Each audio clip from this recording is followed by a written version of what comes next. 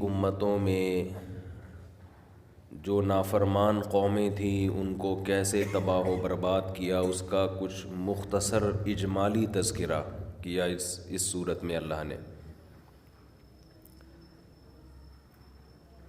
پچھلی امتوں کے واقعات کا سرسری تذکرہ ذکر کرنے کے بعد اللہ تعالیٰ قیامت کے واقع ہونے کا تذکرہ کرتے ہیں کہ اس زمین پہ جزوی طور پر بھی تباہیاں آتی ہیں، اور ایک بڑی تباہی ایسی ہوگی جس سے پوری زمین ہی ملیا میٹ کر دی جائے گی۔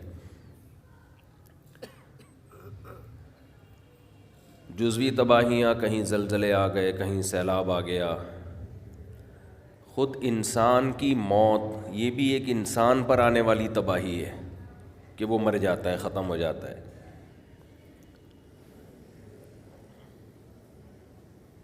تو جیسے انفرادی طور پر تباہیاں آتی ہیں،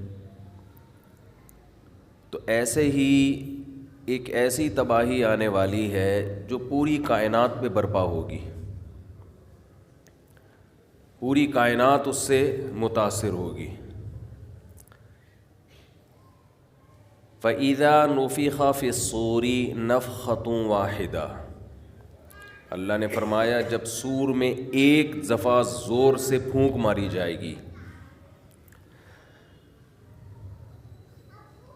یہ بچے کی آواز آ رہی ہے، اگر اس کو تھوڑا کنٹرول کر لیں تو بہت خوشی ہوگی۔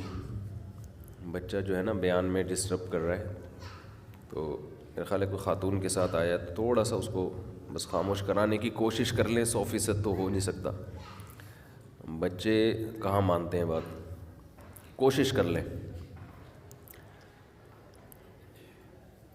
یہ بات خوب اچھی طرح سمجھ لینی چاہیے کہ انسان کو سیدھا راستہ اس وقت تک نہیں مل سکتا جب تک وہ بار بار بار بار بار بار ایک ہی بات سوچ کے اس بات کو اپنے خون میں شامل نہ کر لے، اتنا سوچے کہ اس کے بلڈ میں وہ گھومنا شروع کر دے، سرکولیٹ کرنا شروع کر دے۔ وہ بات یہ ہے کہ یہ دنیا ختم ہونے والی ہے، کچھ بھی یہاں اوریجنل نہیں ہے۔ نوح علیہ السلام کی قوم یہ سمجھ بیٹھی تھی کہ ہم خراب نہیں ہو سکتے، ہم تباہ و برباد نہیں ہو سکتے۔ قوم عاد اس خوش فہمی میں مبتلا ہو گئی تھی کہ ہمیں کچھ نہیں ہوگا۔ قوم سمود اس خوش فہمی میں تھی کہ ہمیں بولو کچھ نہیں ہوگا۔ مشرکین مکہ نبی صلی اللہ علیہ وسلم کے یتیم ہونے کو، آپ کی قسم پرسی کو دیکھ کے یہ سمجھ بیٹھے تھے کہ ہمیں کچھ ہونے والا نہیں، ہم بہت پاورفل ہیں، ان کے لیے تو اپنی جان بچانا مشکل ہی، ہمیں کہاں سے فتح کریں گے۔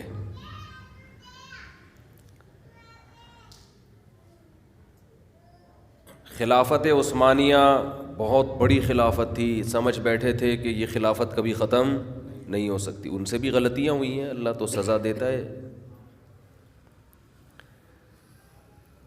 تو انسان سے جو سب سے بڑی بھول ہوتی ہے نا، وہ یہ ہوتی ہے کہ وہ یہ سمجھتا ہے کہ جیسے ابھی ہے ویسا ہی رہے گا۔ یہ بہت بڑا فالٹ ہے، اور یہ کامن بیماری ہے، یہ سب میں ہی ہے۔ جب تک اس بیماری کی اصلاح کی پیغمبر کوشش نہیں کرتے، یا پیغمبر کے تربیت یافتہ کوشش نہیں کرتے، یہ بیماری ٹھیک نہیں ہوتی۔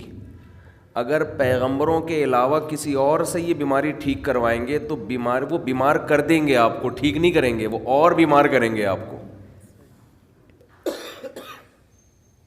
یہ جو لوگ ان لوگوں سے تربیت لیتے ہیں نا جو مذہب کو فالو نہیں کرتے، میں تو نام لے کے نہیں زیادہ تذکرہ کرتا، زیادہ کہ کبھی بھی کسی کا نام نہیں لیتا۔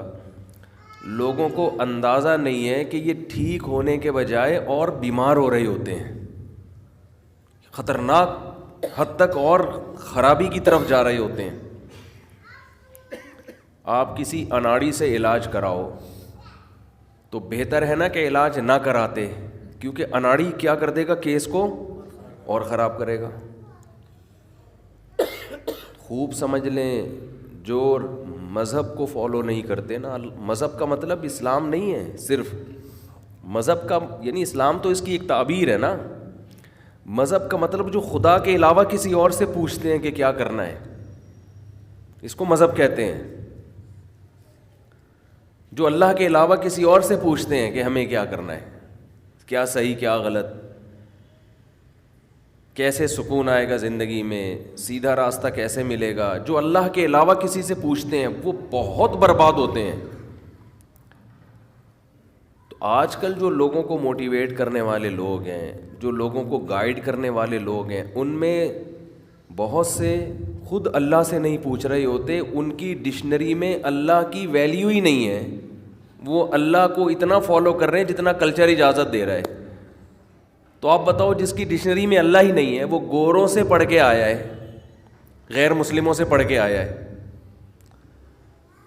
وہ دہریوں سے پڑھ کے آیا ہے، اس کے ٹیچر میں ایتھیسٹ بھی ہیں، اس کے ٹیچر میں اسلام مخالف بھی ہیں، جو اسلام کو مانتے ہیں وہ بھی کوئی خاص فالو نہیں کرتے. تو اس کی ڈکشنری میں، اس کی لغت میں اللہ کے لفظ کی کوئی ویلیو ہوگی؟ تو اللہ سے پوچھے گا ہی نہیں. جو سب سے زیادہ ہدایت دینے والا ہے، اللہ نور السماوات والارض، قرآن کہہ رہا ہے جو زمین آسمان کو دیتا ہی ہدایت اللہ ہے، اللہ ہی بتاتا ہے صحیح کیا ہے غلط کیا ہے. بے جان چیزوں کو بھی سیدھے راستے پہ اس نے چلایا، اور جانداروں کو بھی اسی نے سیدھے راستے پہ چلایا. زمین کو سورج کے گرد سیدھے راستے پہ چلایا ہے، یہ غلط ٹریک پہ چلایا ہے. تو یہ کس نے چلایا ہے؟ یہ سائنسدانوں نے چلایا ہے، جن سے آپ پوچھ رہے ہو کہ سیدھا راستہ ہے کیا. سائنسدان تو بتائے گا کہ سیدھے راستے پہ چل رہی ہے، چلانے والا نہیں ہے. ایسا سیدھا ہے کہ زمین کو اگر گھما بھی دیا نا تو وہ بھی سیدھا ہی ہے، اس کے گھمانے میں حکمت تھی.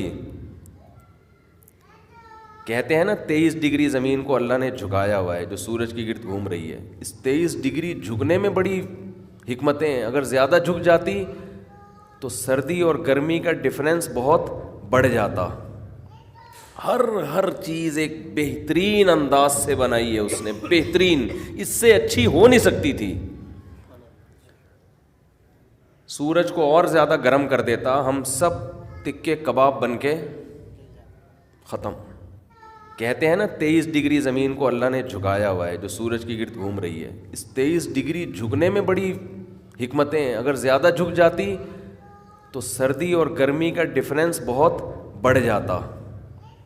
ہر چیز ایک بہترین انداز سے بنائی ہے اس نے، بہترین، اس سے اچھی ہو نہیں سکتی تھی.